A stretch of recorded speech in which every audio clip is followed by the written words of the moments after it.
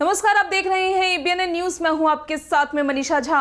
नाबालिग के साथ ओरल सेक्स गंभीर अपराध नहीं है। दरअसल इलाहाबाद हाई कोर्ट ने ओरल सेक्स को गंभीर यौन हमला न मानते हुए नाबालिग के साथ ओरल सेक्स के एक मामले की सुनवाई करते हुए यह निर्णय सुनाया। साथ ही इलाहाबाद हाई कोर्ट ने बच्चे के साथ ओरल सेक्स के मामले में निचली कोर्ट से मिली सजा को भी कम कर दिया है।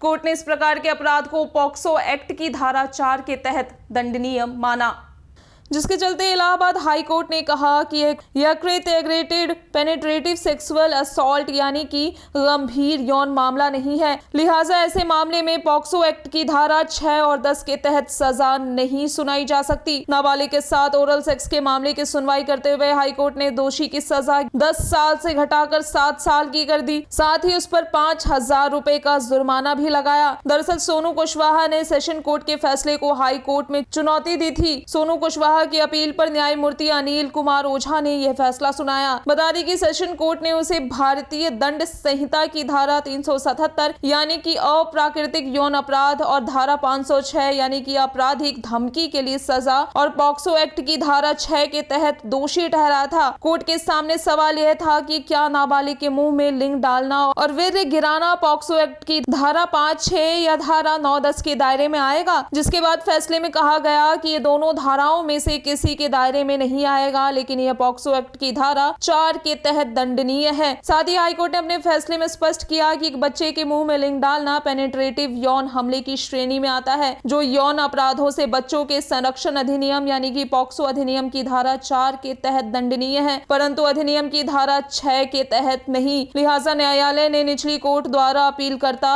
सोनू कुशवाहा को दी गई सजा को 10 साल से घटाकर 7 साल कर दिया। बता दें कि अपीलकर्ता पर आरोप था कि वह शिकायतकर्ता के घर आया और उसके 10 साल के बेटे को साथ ले गया, साथ ही उसे 20 रुपए देते हुए उसके साथ ओरल सेक्स किया।